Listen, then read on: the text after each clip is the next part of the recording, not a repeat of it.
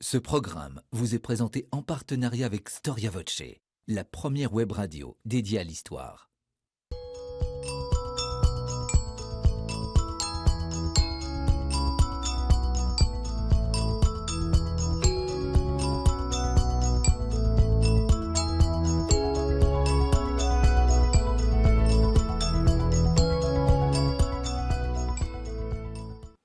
Très chers téléspectateurs, bonjour, très heureux de vous retrouver sur le plateau de votre émission Au risque de l'histoire.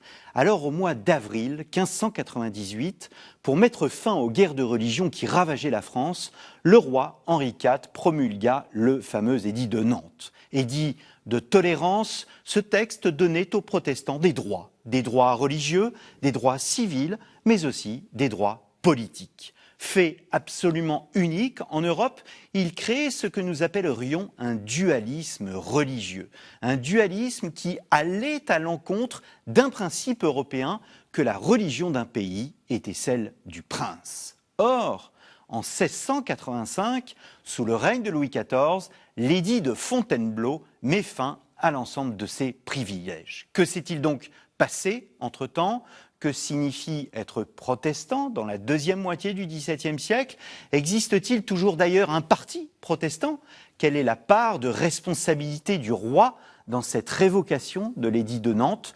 Peut-on parler à la suite de cette décision d'une faute morale, mais aussi d'une erreur politique? C'est ce que nous allons voir aujourd'hui avec Jean-Christian Petit-Fils et Julien Léonard. Jean-Christian Petit-Fils, bonjour. Bonjour. Merci d'avoir répondu à notre invitation. Faut-il vous présenter? Je vous ai déjà reçu sur ce plateau afin d'évoquer avec Simone Berthière le roi Henri IV, grand spécialiste du XVIIe et du XVIIIe siècle, d'Henri IV à Louis XVI. Aucun roi ne vous a échappé. Pour préparer cette émission, deux ouvrages. Louis XIV tout d'abord, un livre qui a constamment été réédité depuis 1995, la biographie de référence du roi Soleil, paru chez Perrin.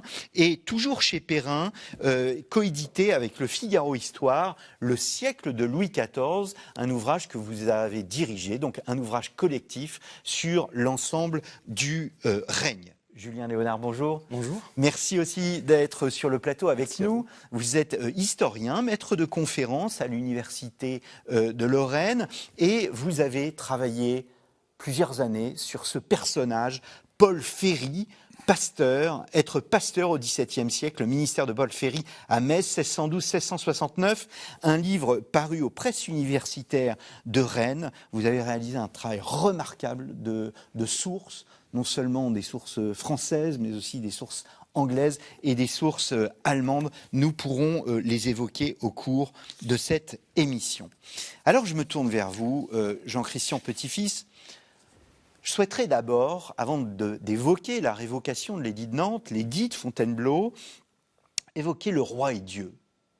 Pour contextualiser, on a une image négative des rapports de Louis XIV avec Dieu, une vision finalement où la religion serait soumise aux politiques, une vision aussi paradoxale d'un roi très chrétien, mais esclave des plaisirs de la chair. Est-ce que cette double vision est juste ou est-ce qu'elle est trop restrictive? Non, c'est pas faux, mais il y a une grande évolution quand même dans l'appréhension de la foi de la part de Louis XIV. Au début, dans sa jeunesse, il n'a pas une grande piété. Alors il vit bien sûr dans un univers, un environnement catholique, il y a des contraintes liées aussi à sa fonction, assister à la messe quotidienne, mais il n'est pas très très pieux, et puis il va y avoir un certain relâchement moral. Un an après avoir épousé l'infante Marie-Thérèse, il va prendre une maîtresse, la jeune Louise de la Vallière, et à ce moment-là, évidemment, il va se faire réprimander par sa mère, Anne d'Autriche, très pieuse. Il va créer un certain scandale à la cour. Le retour à la religion de Louis XIV ne date que dans des années 1679-1680. C'est déjà un premier pas. Et puis après, il va installer lui-même une atmosphère, il faut bien le dire, assez bigote au sein de la cour, où par courtisanerie, son entourage va aller à la messe, va le flatter de ce côté-là, sans grande conviction de piété. Et puis la mort du roi, on peut dire, c'est la dernière étape, bien sûr. Et celle-là, elle est, je pense, France dans une grande piété, dans une grande soumission à Dieu. Il y a donc, on voit une évolution.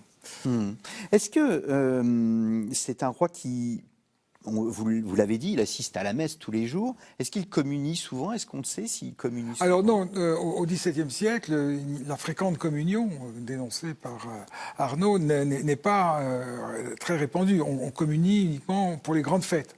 Ce qui posait un problème moral, évidemment, à Louis XIV avec ses maîtresses. Et donc, il fallait un certain accommodement des confesseurs. On a dit que le père de la chaise était une chaise de commodité, par moquerie, parce qu'il était très accommodant. Mais c'est vrai qu'il fallait renoncer à vivre avec sa maîtresse, avec sa favorite, et puis pouvoir communier. Puis après, il recommençait. Donc, c'était pas, évidemment, très édifiant. Alors, dans le siècle de Louis XIV, qui est cet ouvrage collectif que vous avez dirigé, c'est Alexandre Maral qui a écrit d'ailleurs Dieu et le roi, qui est un livre disponible chez Texto, qui montre la relation du roi et de la religion. Dans ce livre, mais aussi dans le chapitre qu'il rédige, dans l'ouvrage que vous avez dirigé, on lit qu'il lave les pieds d'enfants pauvres le jeudi saint de chaque année. Les gestes religieux est-ce qu'ils touchent les écrouelles aussi? Voilà, il y a le mystère capétien des écrouelles où le roi, au moment des grandes fêtes, aussitôt après son sacre, ça a été le premier événement, et au moment des grandes fêtes, il va toucher les écrouelles, c'est-à-dire les scrofuleux, malades d'un adélide tuberculeux, et le roi te touche, Dieu te guérit, ou Dieu te guérisse, selon la formule. Et on fait état de certains miracles, de certaines guérisons miraculeuses, mais c'est un cérémoniel qui se fait et qui est vraiment très, très ancré dans la structure religieuse du pouvoir. Est-ce qu'il faut attribuer à Madame de Maintenon sa conversion? Vous parliez de la fin des années 70, du début des années 80. 1683, ça serait l'année où il se convertirait grâce à Madame de Maintenon? Non, je ne pense pas. Non, je ne pense pas. La conversion remonte plus loin, donc je mets 1679. Madame de Maintenon, à mon avis, n'était pas encore la maîtresse, en tout cas pas la favorite de Louis XIV.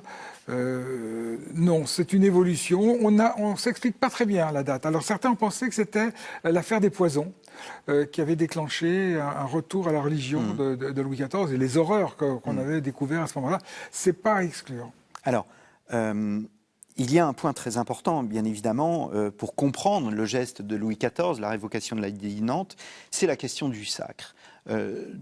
Quelle mission donne le sacre au roi sur le plan religieux? Alors, lors du sacre, le roi prononce 2 serments en latin et 3 serments particuliers. Les 2 serments en latin, c'est défendre l'Église et ses droits, les privilèges. Et puis, c'est défendre son peuple, voilà, dans un esprit de bien commun. Les 3 autres serments reviennent sur les droits de l'Église, la loi de l'Église, sur la souveraineté de la couronne, sur la paix que le roi doit assurer à ses sujets. Et puis, dernier serment, qui a toujours posé quelques problèmes au monarque, exterminer les hérétiques.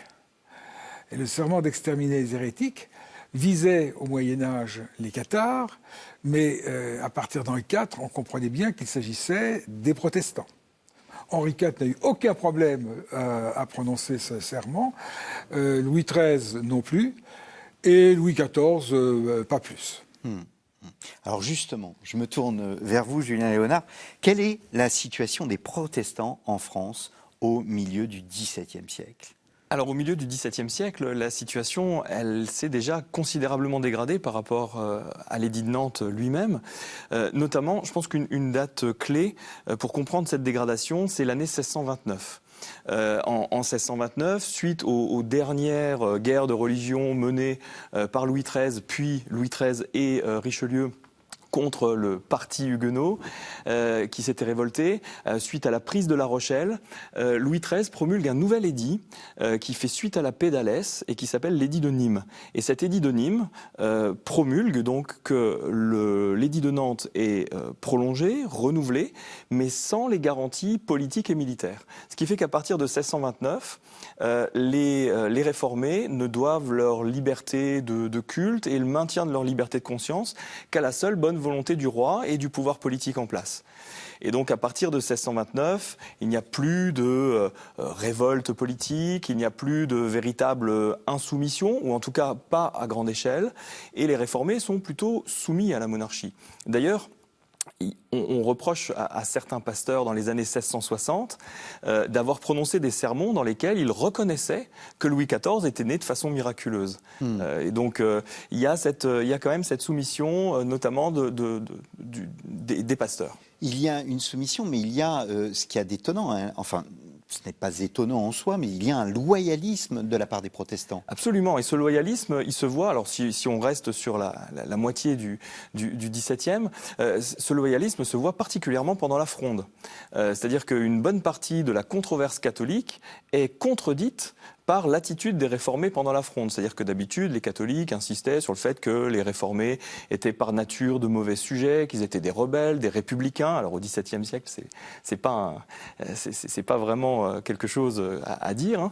Et donc pendant la Fronde, les réformés sont parfaitement fidèles, alors à quelques individus près évidemment, hein, mais globalement ils sont et Mazarin les laisse plutôt tranquilles dans les années 1650. Est-ce qu'on peut parler d'un parti protestant? Est-ce qu'il y a une polarisation comme il y en avait une au moment des guerres de religion, ou on peut dire qu'il y a une sorte de pacification malgré tout? Alors la mort du parti protestant, elle est actée justement par les dernières guerres de religion des années 1620. C'est-à-dire que quand Louis XIII retire par l'édit de Nîmes le système des places fortes, des garnisons, tout un système de sécurité que pouvaient avoir les réformés, à partir de ce moment-là, ils n'ont plus vraiment les moyens de se défendre par eux-mêmes. Alors, ils ont quand même des députés généraux qui font le lien entre les communautés et la cour. Ils ont un système où ils peuvent envoyer des commissaires vers le roi, mais ils n'ont plus vraiment de moyens de pression, et en tout cas pas militaires. Oui, c'est tout à fait exact. L'édit de grâce d'Alès, c'est vraiment la paix religieuse qui est instaurée en France, en dehors de tout ce système qui était l'édit de Nantes qu'on célèbre beaucoup, avait quand même n'était qu'un édit provisoire, un édit qui constatait sur le terrain la situation, avec des villes qui étaient protestantes, donc elles demeuraient protestantes, des villes qui étaient catholiques qui le demeuraient aussi, plus Paris, Lyon, Rouen, qui étaient évidemment des villes entièrement décidées qu'elles seraient entièrement catholiques. Et puis l'idée de créer une sorte de quatrième ordre, hein, c'est-à-dire par son système et son organisation presbyto-consistoriale, un corps indépendant des autres corps, des autres ordres de la nation. Donc, il y a quelque chose de fragmentaire, de temporaire dans l'édit de Nantes. L'édit de grâce d'Alès, c'est la suppression de tous ces éléments militaires, ces places fortes entretenues par le roi. Ne restait que finalement la tolérance religieuse. Alors tolérance entre guillemets, parce que c'est pas un mot du XVIIe siècle, mais voilà, c'est donc je pense qu'on néglige trop souvent cette étape de 1629. Absolument, et vraiment la grande différence aussi, c'est la personnalité du roi, parce que on a évoqué Henri IV qui donc accorde la tolérance, on a évoqué Louis XIV qui a un rapport un peu lointain parfois à la religion. Louis XIII en revanche est un roi d'une très très grande piété, et Louis XIII est vraiment très investi par la mission qui lui a été donnée de reconquérir les âmes perdues. Et dans son esprit, exterminer l'hérésie, ça veut pas dire exterminer les hérétiques, ça veut dire faire en sorte que les hérétiques soient dans une situation où ils verront par eux-mêmes qu'il faut se convertir au catholicisme. Et le long préambule de l'édit de Nîmes qui fait suite à la paix d'Alès est une exhortation à se convertir. Louis XIII leur dit explicitement je vous laisse la liberté de conscience en attendant que Dieu vous ouvre les yeux pour que vous reveniez à ma religion qui est la vraie.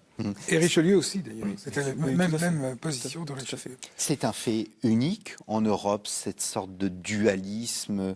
Je citais au début de l'émission, voilà, que la religion d'un pays est celle du prince, sauf en France. Absolument. Et la position des catholiques en Angleterre n'était pas bien établie. À partir des années 1673-1678, il va y avoir des mesures qui vont être prises contre eux. Ils n'auront plus le droit d'exercer un certain nombre de professions. Certains vont être arrêtés. Il va y avoir des persécutions même en 1678 contre les catholiques. Même en Hollande, qui est donc dans les Provinces-Unies, qui est un État plutôt libéral, tolérant, il y a des restrictions à l'égard des catholiques. Oui. Alors justement, est-ce que en France, précisément, parce que on sera d'accord qu'il faut comprendre la révocation de l'édit de Nantes sur le temps long. Ce n'est pas un fait à un moment donné, il faut le réfléchir sur le temps long. C'est ce que nous faisons présentement. Est-ce qu'on vit une époque où le catholicisme progresse en France au XVIIe siècle? Oui, bien sûr, c'est la contre-réforme, c'est un grand mouvement où le catholicisme se ressaisit face à la réforme. Donc c'est le Concile de Trente, et les effets du Concile de Trente se poursuivent et vont se poursuivre jusqu'au milieu presque du XVIIIe siècle. C'est vraiment la contre-réforme, avec des nouveaux prêtres mieux formés dans les séminaires, mieux organisés, etc. Il y a un dynamisme religieux avec des grands prédicateurs, bien sûr, Bossuet, Massillon, Bourdaloue, à la fin du siècle, au milieu du siècle. Ce que l'on ne présente pas, le monde huguenot avec ses consistoires, ses synodes, qui se recroquevillent sur le parler canaan. Ils n'ont pas ce dynamisme intellectuel, même s'il y a encore des esprits très brillants. Je pense que vous me contredirez pas, mais il y a une régression dans la société. Donc l'édit de Nantes finalement a figé la situation, et à partir de l'édit de Nantes, on voit le catholicisme quand même progresser et le protestantisme se rabougrir. Alors justement, si vous pouviez nous expliquer en quoi le protestantisme se rabougrit. Est-ce qu'on assiste à des tensions théologiques, une perte de vitesse, une influence moindre, que sais-je encore? Alors, il y a effectivement beaucoup de facteurs explicatifs à ce repli sur soi. Déjà, c'est un repli qui est démographique. Des études menées dans les années 80 et 90 ont montré que on passe d'à peu près 1 million de protestants à la signature de l'édit de Nantes. Alors, en comptant le Béarn, qui est un peu particulier, donc 1 million à l'édit de Nantes, et on est à peu près 730 000 à la révocation. Donc, il y a quand même un long déclin d'à peu près un quart de la population, hein, et donc ça, c'est déjà un premier facteur d'affaiblissement, forcément. L'autre facteur d'affaiblissement, effectivement, ce sont des affaiblissements internes. Les protestants, en France, sont affaiblis par des querelles théologiques, notamment qui portent sur la nature de la grâce divine. Alors ça, en soi, c'est pas forcément une faiblesse très forte vis-à-vis des catholiques, qui eux aussi sont empêtrés dans des querelles théologiques assez comparables d'ailleurs, et souvent recroisées. C'est la polémique face au début du jansénisme. Donc ces polémiques, elles ont lieu en même temps. Mais surtout, je pense que ce qui est essentiel pour comprendre ce repli sur soi, c'est vraiment l'affaiblissement politique, dans la mesure où, alors il reste des pasteurs très brillants, des professeurs, parce que les protestants ont 5 ou 6 académies, des universités dans lesquelles ils forment leurs futurs pasteurs, et il y a des professeurs qui sont extrêmement brillants, qui sont réputés dans toute l'Europe, mais les difficultés à publier parfois, la volonté aussi de rester en position défensive face aux missionnaires catholiques ou face aux controversistes catholiques, sachant que ensuite ils auront du mal à garantir leur réputation. Tout ça ne les incite pas à être très offensifs, et très souvent ils essayent de conserver leurs privilèges, sachant qu'ils ne pourront pas en obtenir d'autres. Jean-Christian Petit-Fils, Louis XIV plutôt modéré au début du règne, la paix de Nimègue en 1678 qui met fin à la guerre contre la Hollande change la donne. Pourquoi cela? Bernard Cotteret, qui a participé donc à l'ouvrage que vous avez dirigé, disait que le roi Louis XIV voulait adopter en quelque sorte la la pose de champion du catholicisme? Oui, alors, pendant un certain temps, on a eu besoin des protestants, notamment pendant les guerres, la période de la guerre de dévolution, 1667-1668, pendant la guerre de Hollande, 1672-1678-79, Nimègue, on avait besoin des généraux protestants, de Turenne, Schomberg, des amiraux protestants. Il y avait dans une structure protestante verticale qui coupait la société de façon verticale. Il y avait au nord des familles riches protestantes, à la cour aussi des protestants bien établis, tout cela provenant évidemment de ce qui s'était passé pendant les guerres de religion, avec une aristocratie protestante, et puis au sud, un petit peuple de paysans, d'artisans, qui étaient protestants, et qui jalousaient d'ailleurs les riches, la haute société protestante, comme on disait au XIXe siècle. Elle existait déjà du temps de Louis XIV.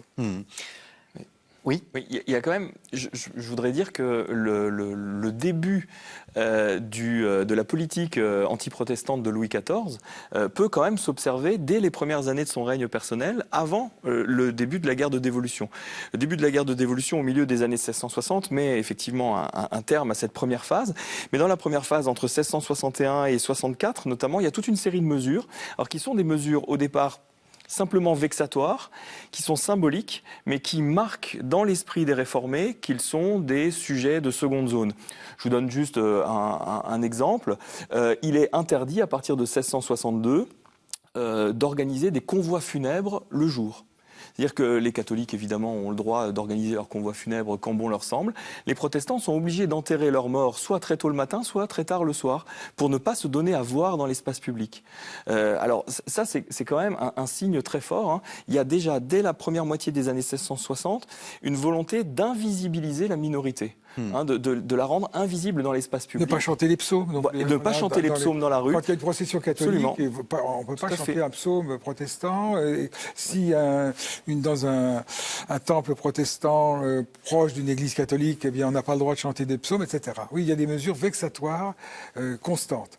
Alors que dans le sens inverse, quand les prêches ont lieu dans les temples, s'il y a une église à côté, les cloches sonnent à la volée. Oui, voilà. Alors, on parle toujours des dragonnades. Que sont les dragonnades et que représentent-elles pour le protestantisme ? Alors, les dragonnades, c'est une technique de conversion, si on peut dire, entre guillemets, forcée. Il s'agit au départ d'installer des troupes, parce que les troupes n'ont pas de caserne. Sous Louis XIV, c'est seulement très tardivement qu'on va construire des casernes. Donc la troupe, eh bien, il faut qu'elle vive chez l'habitant. On répartit normalement chez l'habitant les troupes, et puis les choses se passent plus ou moins bien. Bon.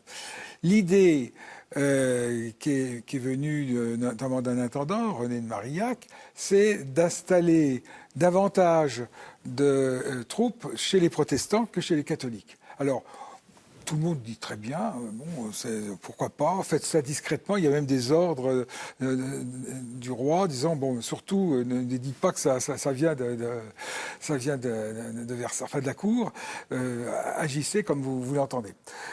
Marillac a été évidemment à exagérer les choses, parce que aussi il faut dire qu'il y a tout un petit peuple catholique qui ne demande qu'une chose, c'est d'en découdre avec les protestants. Donc ce mouvement qui va conduire à la révocation, il faut bien avoir conscience que c'est le petit peuple catholique, le clergé, le bas clergé qui a envie d'écraser la structure huguenote de la France. Voilà. Alors c'est donc ça commence comme ça dans le Poitou avec ces installations de hussards qui arrivent dans les fermes, dans les maisons protestantes et puis qui se servent copieusement à la cave et puis qui abusent, qui vont dans le poulailler, qui aussi abusent des filles bien entendu. Alors il y avait des interdictions, mais tout cela était dépassé, outrepassé, et Marillac faisait beaucoup de zèle. Il a finalement été remplacé parce que... Celui donc qui était en charge de cette question. C'est ça, l'intendant Marillac. Bon, ça, c'était les premières formules. Ensuite, il y a eu un autre intendant qui s'appelle Foucault, qui lui a aussi multiplié ce genre de dragonnade, et puis qui a ultérieurement inventé des conversions par réunion. Ça allait beaucoup plus vite. On allait dans un village, on demandait à ou petite ville, tous les protestants de venir soit à l'hôtel de ville, soit même dans l'église. On fermait les portes, on verrouillait. Les curés faisaient de grands prêches pour leur dire de se convertir. Et puis, quasiment à la fin, on disait vous ne sortirez pas tant que vous aurez pas signé. Et pendant ce temps-là, les hussards ou les troupes allaient piller les caves. Donc, les gens signaient. Et alors, ils devenaient ce qu'on appelait des nouveaux catholiques. Et les nouveaux catholiques, on leur donnait monts et merveilles. Ils étaient dispensés de payer la taille, donc l'impôt tombant sur les roturiers. Et ils avaient aussi des gratifications, etc. Il y avait une caisse des économas qui était financée par le clergé et les États de Languedoc, qui était dirigée par un Paul Pélisson, qui était un ancien protestant converti. Et on donnait aussi des subventions à tous ceux qui se convertissaient. Je crois que les dragonnades, effectivement, au début des années 1680, c'est l'aggravation et c'est la phase terminale de quelque chose qui avait été longuement préparé par l'alliance de la justice royale et du clergé. Effectivement, le clergé réclamait en permanence des restrictions à l'édit de Nantes et avait trouvé depuis les années 1660 comme moyen d'action de poser régulièrement des plaintes contre les pasteurs, contre les communautés, et ces plaintes étaient ensuite passées devant des tribunaux royaux qui étaient aux mains d'une toute une société dévote. Et à partir du début des années 1680, à cette politique comme ça de remise en cause, s'ajoute l'usage de la violence. Et là, c'est à partir de ce moment-là, effectivement, les protestants ne peuvent plus vraiment résister. Dans de très nombreux villages, on a des cas où les protestants demandent à se convertir parce qu'ils ont entendu le bruit de l'arrivée des dragons. C'est-à-dire qu'ils ne subissent même plus les dragonnades, ils savent ce qui va se passer, et donc ils se convertissent à l'avance. Il y a des destructions de temples ? Alors, les destructions de temples, elles commencent dès les années 1660.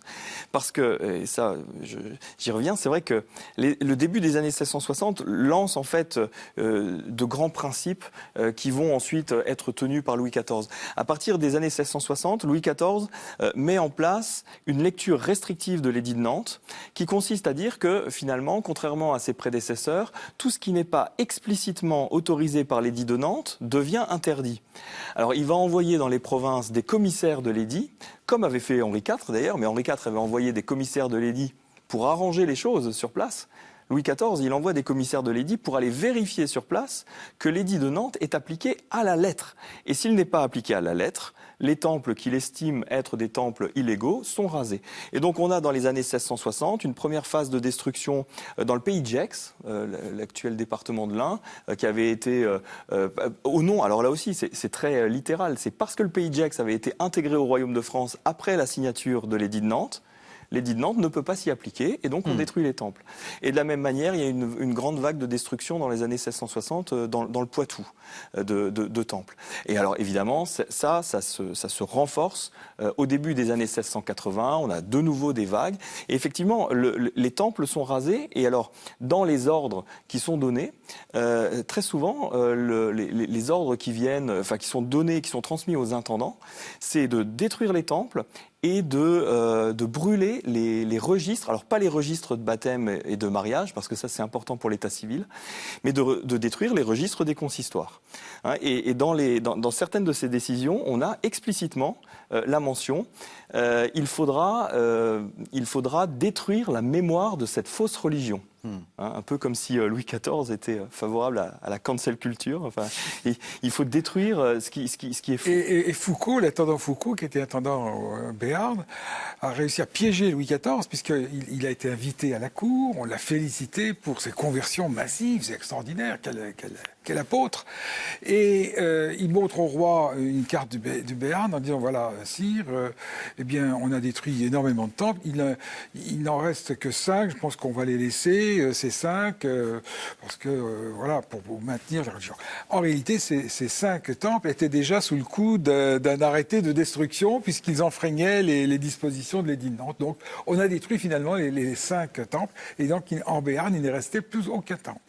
Alors vous évoquiez, il y a ce long mouvement, il y a aussi des temps particuliers. En 1679, il y a l'exécution de 5 jésuites à Londres par des protestants. Et l'année précédente, le Bill Text avait exclu les catholiques de la cour et du Parlement. Ce sont des éléments aussi qui jouent dans la politique de France. C'est-à-dire qu'il y a un écho on va dire, médiatique de la chose qui amène à la fois le petit peuple, le clergé, à réagir et le roi lui-même ? Alors, le contexte international joue régulièrement des rôles d'accélérateur, effectivement. On le voyait déjà au temps de la première révolution anglaise. Quand Charles Ier est décapité, il y a une très forte réaction catholique en disant ce sont vos frères protestants qui ont décapité le roi. Et si la France devient protestante un jour, vous couperez la tête à nos rois aussi. Hein. Donc ça, c'est déjà pendant la première révolution. Et donc ensuite, le contexte anglais des années 1670, avec la montée en puissance d'un roi Jacques II qui est catholique, va également largement dégrader la situation. Oui, on le voit. Oui, il y a 2 éléments en outre qui vont s'ajouter et vous conduire à la révocation de l'édit de Nantes. Le premier, c'est une affaire qu'on appelle l'affaire de la Régale, c'est-à-dire un conflit du roi et de la papauté pour l'attribution des bénéfices vacants. Quand un évêque meurt, eh bien, il y a des bénéfices, c'est-à-dire des revenus ecclésiastiques à attribuer, et le roi se les attribue, et se les est attribués. Alors, il y a un conflit avec la papauté qui va durer avec Innocent XI. Le pape va refuser les investitures, parce que tout ça fonctionne selon le concordat de Bologne de 1516. Le roi nomme les évêques, et l'investiture canonique est donnée par le pape. Donc quand le pape refuse l'investiture catholique, les évêchés ne sont pas pourvus. Donc ce conflit est assez dur, il va conduire le roi à se rapprocher du clergé, lequel clergé est violemment hostile aux protestants et ne cesse dans ses assemblées quinquennales de réclamer la destruction de cette funeste liberté religieuse. Bon.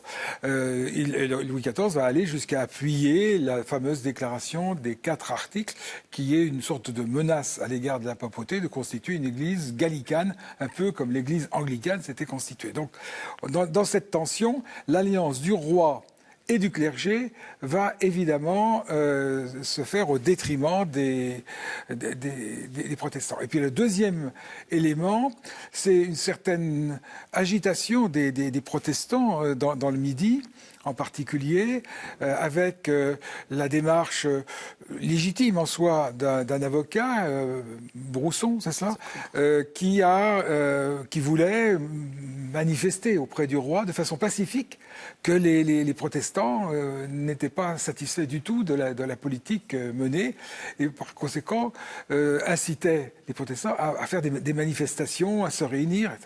Le malheur, c'est que les protestants sont venus avec des armes, les catholiques sont venus avec des armes, il y a eu des affrontements à Uzès, à Nîmes, et le roi est obligé d'envoyer la troupe. Et il y a eu une répression, on est en 1685, très dure à l'égard des protestants. Il y a 3500 hommes, dont 1500 cavaliers, qui ont été conduits avec un maréchal de camp pour balayer toutes ces révoltes. Le camp de l'Éternel, il y avait un camp dans l'Ariège, je crois, c'est ça, qui a été balayé avec 400 protestants, qui constitue une petite communauté. Tout cela a été balayé. Donc, la rapidité avec laquelle on a pu balayer la résistance protestante a incité Louis XIV à finalement signer l'édit de Fontainebleau. Donc 17 octobre 1685. Est-ce qu'il y a une résistance au fond? On a présenté un protestantisme qui s'étiolait avec ses divisions à l'intérieur, attaqué de l'extérieur, mais divisé aussi à l'intérieur. Est-ce que cela ne va pas avoir, au fond, l'effet inverse recherché et un retour du parti protestant, une sorte de culture de la résistance? Alors absolument. Alors ce qui a été dit sur la résistance de Claude Brousson est tout à fait juste. Je ne vais pas y revenir. Donc ça, c'est un premier aspect. Il y a aussi eu un autre aspect de ce retour à un esprit peut-être de résistance qui est nettement moins spectaculaire, mais qui est une résistance quasi idéologique. En 1682, dans l'Assemblée extraordinaire du clergé qui vote la déclaration des 4 articles, les évêques décident qu'ils ne peuvent pas se séparer sans un dernier texte anti-protestant. Et ce texte anti-protestant s'appelle l'avertissement pastoral. Et cet avertissement pastoral, il est adressé aux protestants sur le mode « Nous sommes vos vrais pasteurs », ce sont les évêques qui parlent, « Nous sommes vos vrais pasteurs, revenez dans la vraie Église ». Et ce texte est appuyé par Louis XIV qui oblige à la signification de cet avertissement pastoral dans tous les consistoires de France. Et cet avertissement pastoral est signifié par un représentant de l'intendant et un représentant de l'évêque. Et ça, c'est un premier moment de résistance des consistoires français. C'est que dans la plupart des cas, en tout cas dans l'immense majorité des cas qui sont documentés, les protestants reçoivent le représentant de l'intendant comme étant le représentant du souverain, mais ils refusent de laisser parler le représentant de l'évêque en disant que ça, c'est du domaine spirituel. Et donc à partir de 1682, ils disent bien, attention, on va obéir au roi sur tout ce qui est de son ressort, mais tout ce qui est de notre liberté de conscience, on n'y obéira pas. Et donc là, il y a un premier sursaut et qui délimite bien ce qui relève de l'obéissance et ce qui relève de la liberté de conscience. Mais alors justement, vous évoquiez les conversions forcées où on était réunis dans les églises et puis voilà, vous n'en sortez pas tant que vous n'êtes pas convertis. On imagine qu'il y avait des communions sacrilèges au fond. Alors, et ce qui fait naturellement réagir, mais même les catholiques, parce qu'ils ne sont pas dupes. Non. Il y a eu, avec les NC, donc les nouveaux convertis, comme on les appelait, des scènes absolument abominables. On surveillait s'ils allaient à la messe. Même on a raconté que des dragons accompagnaient un nouveau catholique jusqu'à l'autel pour qu'il puisse communier. Et on a raconté aussi que ce converti recrachait l'hostie à la sortie de la messe pour pas avoir à manger ce dieu de pâte, comme disait Calvin. Donc là, on est dans une contrainte religieuse, c'est quelque chose d'abominable. On n'imagine pas ça dans nos sociétés modernes. On est vraiment dans une tyrannie religieuse. Il faut véritablement le dénoncer. Et c'est donc, intérieurement, ces nouveaux convertis n'étaient pas, les nouveaux catholiques n'étaient pas véritablement convertis, bien entendu. D'autant plus que la révocation de l'édit de Nantes, après, il n'y a plus de privilèges fiscaux ni quoi que ce soit. Oui, exactement. Julien Léonard. Effectivement, ça choque beaucoup, mais ça choque aussi dans le monde catholique. Enfin, certains individus sont choqués. Et je crois qu'il y a un moment dans la politique de répression de Louis XIV qui suscite beaucoup d'indignation morale. C'est la déclaration royale de juin 1681. En juin 1681, Louis XIV ordonne que les enfants peuvent se convertir sans l'accord de leurs parents à partir de l'âge de 7 ans. Et donc, à partir de ce moment-là, beaucoup de catholiques sont très choqués en disant qu'on enlève aux parents réformés le droit naturel d'élever ses enfants et sont choqués aussi par certaines manœuvres qui sont mises en place. On a des témoignages très net d'enfants qui sont très clairement emmenés devant des églises. On leur montre les églises, l'intérieur des églises en disant « regarde comme c'est beau, est-ce que tu n'aimerais pas devenir catholique ?» Et si l'enfant dit qu'il aimerait devenir catholique, alors on le retire à la garde de ses parents et on le met dans des institutions catholiques. Et donc cette stratégie-là qui autour des enfants, notamment autour de 7-8 ans, c'est quelque chose qui a beaucoup choqué, alors les protestants évidemment, mais qui a aussi beaucoup choqué de catholiques. Quel est le rôle de Louis XIV dans cette décision? Alors, c'est ça qui est important de voir, c'est qu'on est dans un problème de communication. Il y a un drame de la communication dans cette histoire de la révocation de l'édit de Nantes. Parce que Louis XIV ne voit arriver que de bons résultats. Et naturellement, c'est le rôle des intendants, c'est le rôle des ministres. Il y a 3 étages. Hein. Il y a sur le lieu, localement, c'est-à-dire la façon dont se passent les choses. Et là, on voit les abominations, les horreurs, les abus. Tout cela remonte, mais déjà un peu filtré au niveau du ministre, en particulier de M. Châteauneuf, qui est le ministre de la RPR, la religion prétendue réformée, parce qu'on parlait que de RPR à ce moment-là, et puis de Louvois, secrétaire d'État à la guerre, ministre du roi. Et donc toutes ces informations remontent à ce niveau-là. Et le ministre et les secrétaires d'État ne donnent au roi que les bonnes nouvelles, retardent les mauvaises. C'est un problème de filtrage. Évidemment, il n'y a pas de réseaux sociaux indépendants qui permet au roi de s'informer. Donc le roi est ébloui. Le roi qui revient à la religion, comme dit Saint-Simon, se prenait pour un nouvel apôtre. Il dit, c'est extraordinaire, j'ai moi le pouvoir de supprimer la religion protestante, puisque tout le monde se convertit. Je peux... il y a des phrases inouïes. Alors en même temps, il veut faire dira Saint-Simon, il veut faire son salut sur le dos des protestants, parce que il va essayer je vous faire du zèle, oui. Son angélisme et sa candeur cachent l'orgueil de penser que lui, le dieu de Versailles, rend par ses actes de grands services au dieu du ciel. Voilà, exactement. C'est ça, c'est une mentalité. Voilà, donc, Mais drame de la communication, drame bureaucratique au fond. Drame bureaucratique, oui, bien entendu, mais aussi drame d'une société qui est... il y a le mot totalitaire qui est évidemment d'une connotation difficile à utiliser dans ces sociétés anciennes, mais il y a vraiment un état d'esprit qui empêche, qui étouffe la liberté de penser. On n'est pas dans une société individualiste comme au XVIIIe.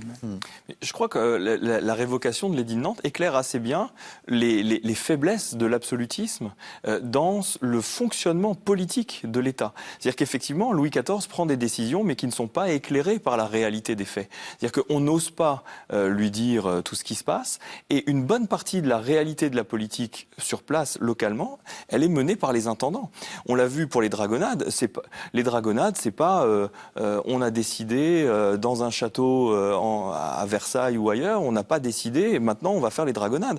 Ce sont des intendants sur place qui se sont dit on va pouvoir faire comme ça.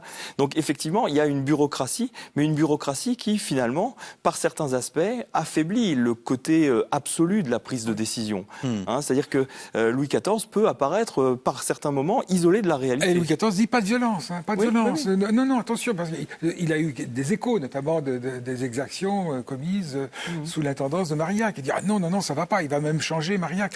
Pas de violence, mais donc on considère que ce sont des bavures. Mais alors que ce ne sont pas des bavures, c'est vraiment le système quotidien. Mais Louis XIV a conscience. Louis XIV aussi va être très choqué par ces communions forcées. Il va, en 1686, quelques mois après la révocation des édits de Nantes, intervenir en disant c'est interdit. Mais au fond, il n'a pas tellement de pouvoir par rapport à un peuple assez fanatisé et à une structure mentale qui fait qu'il est difficile de revenir en arrière. L'historienne Elisabeth Labrousse disait qu'il ne s'agissait pas d'une décision gratuite, ni arbitraire, ni personnelle. Non. Il y a tout cet environnement. Voilà. Tout à fait. Mais quand même, il faut bien dire qu'il y a la responsabilité personnelle du roi. Il est roi, donc il en porte la responsabilité, mais sa responsabilité est atténuée, peut-on dire, par son manque d'information plutôt que par un manque de jugement. Qu'il est difficile de gouverner. À quoi bon démolir tant de temples si tous les évêques sont schismatiques? Ce sont les mots d'Innocent XI qui reprochait aux évêques français leur assujettissement au roi. Vous le disiez tout à l'heure, la papauté n'a pas été réjouie plus que cela de cette politique antiprotestante. Elle n'a pas hurlé au crime à l'égard de ça. On a quand même, le catholicisme a fortement évolué de ce point de vue. Mais ce qu'il faut dire, c'est que toutes les élites ont applaudi. Racine, La Bruyère, Madame de Sévigné, tout le monde était ravi de l'édit de Nantes. Quelle merveille, c'est extraordinaire. Turenne, vous l'évoquiez tout à l'heure, Turenne s'était converti Turenne aussi. s'est converti en 1668 et ça a joué un rôle important dans les conversions. Et puis, c'était aussi, il était un élément dans le puzzle important du système protestant. Et sa conversion a été un mauvais coup porté au protestantisme. Alors, quelles sont les conséquences? Une des décisions de l'édit de Fontainebleau, c'est les pasteurs ont la possibilité d'émigrer. Normalement, la population ne peut pas immigrer, mais il y aura plusieurs centaines de milliers de personnes qui vont décider de partir à l'étranger. Quelles sont les conséquences de ces décisions? Alors, politiquement, c'était un coup relativement habile que d'avoir autorisé les pasteurs à partir, parce qu'effectivement, les réformés se sont retrouvés sans dirigeants religieux et sans dirigeants ecclésiastiques. Pratiquement, plus de 80% des pasteurs de France à ce moment-là décident de quitter la France, conformément donc aux dispositions de l'édit de Fontainebleau. Les autres se convertissent, souvent c'est parce qu'ils sont un peu certains reviennent, ils sont enfermés, sont arrêtés, ceux qui reviennent sont condamnés enfermés. aux galères. Enfin, il y a Ceux qui reviennent sont condamnés à mort. Les pasteurs sont condamnés à mort. Alors, ceux qui sont condamnés aux galères, c'est ceux qui sont pris à vouloir quitter la France s'ils ne sont pas pasteurs. Eux, ils sont envoyés aux galères ou alors dans les couvents si ce sont des femmes. Mais les pasteurs, alors dans la législation post-révocatoire, on parle de prédicants. Les prédicants, c'est la peine de mort immédiate. Il n'y a pas eu d'exécution énormément. Il y en a eu quelques-unes dans les Cévennes, oui. Il y en a eu beaucoup. Mais pas des pasteurs. Des pasteurs ont été enfermés. Ceux qui sont enfermés, c'est en tout cas les pasteurs classiques, on va dire ceux qui avaient la liberté de culte avant 1685. Eux, ils choisissent très massivement d'émigrer. Ils émigrent en grande partie aux Provinces-Unies, en Angleterre et de façon plus marginale dans des États protestants allemands. Alors eux, ils ont le droit de partir. En revanche, les fidèles, eux, n'ont pas le droit de partir. Et ils sont obligés de rester et donc ils sont condamnés soit aux galères, soit à l'enfermement s'ils sont pris à vouloir partir. Alors il y en a à peu près, on a recomptabilisé ça dans les dernières années, sans doute à peu près 150 000 jusqu'à la fin des années 1680. Donc en 1690, il y a à peu près 150 000 réformés qui ont réussi à quitter la France. 50 000 en Angleterre, 50 000 aux Provinces-Unies et le reste dispersé et en partie donc dans des États protestants allemands. Et vous évoquiez la présence du protestantisme dans les élites. Il y a donc une conséquence politique de ce départ? Bien entendu, il y a une perte des forces vives de la nation importante, des médecins, des avocats, des marins, des généraux, des officiers s'en vont et ils vont renforcer. On dit que l'armée brandebourgeoise et puis prussienne va devenir une armée véritablement puissante et solide grâce à des officiers français. Et on sait que les officiers, on a des noms français qui sont venus pendant la guerre 40 d'officiers allemands qui portaient des noms français. Donc une faute morale et en même temps une erreur politique? Alors, une grave erreur politique, ça fait partie des grandes erreurs politiques du règne. Il y a eu la guerre de Hollande, qui était une erreur politique de 1672, la bulle Unigenitus contre les jansénistes. Et il y a un certain nombre le saccage du Palatinat, tout ça, ce sont des grandes erreurs politiques de Louis XIV. Indiscutable. Et un affaiblissement de la France, avec on prépare aussi cette union du trône et de l'autel, finalement, trop étroite, va préparer la révolution. Les nouveaux convertis vont devenir rapidement des anticléricaux. Vous dites à la fin du chapitre que vous consacrez à la question huguenote, Louis XIV s'est inoculé ou a inoculé à la monarchie des germes mortels. Des germes de destruction, oui. Mais le jansénisme aussi, la bulle Unigenitus a été terrible puisqu'elle a vraiment marqué beaucoup les milieux parlementaires et c'est à partir des parlements que la contestation est née. Nous avons fait une émission sur le gallicanisme, nous devrons faire une émission sur le jansénisme. On en a déjà parlé énormément. Faute morale, erreur politique, alors, Julien Léonard? Faute morale, c'est difficile pour les historiens de juger aujourd'hui si c'est une faute morale. Ce qui est incontestable, incontestable, c'est que en Europe, on considère que c'est une faute morale dans la grande majorité de l'Europe. Et ce qui est, quand on regarde un petit peu de plus près, la faute morale n'est pas tellement d'avoir interdit le protestantisme. Ça, certains estiment que Louis XIV fait chez lui ce qu'il veut. L'erreur morale, c'est plutôt d'avoir interdit aux protestants d'émigrer pour respecter leur liberté de conscience. Ce qui vraiment, dans les années 1680, semble acquis dans une bonne partie de l'Europe, c'est qu'il faut respecter la liberté de conscience des individus. Et donc ce qu'on reproche à Louis XIV, c'est plutôt d'avoir voulu les enfermer dans le royaume, dans un royaume où ils ne pouvaient plus disposer de cette liberté de conscience. Louis XIV se rend compte de son erreur ? Oui, alors il y a des avertissements qui lui parviennent quand même. Il y a Vauban qui lui a dit que c'était une grave erreur. Et Vauban aurait bien aimé que Louis XIV revienne sur cette révocation. Mais Louis XIV ne peut pas se déjuger. Alors, il s'est rendu compte quand même de son échec. Et puis, il y aura évidemment, en 1602, et pendant plusieurs années, la guerre des Camisards qui va bloquer, contraindre le roi à envoyer des troupes. Et des généraux, y compris Villars, qui va essayer de pacifier ces veines soulevées. Peut-être un dernier mot ?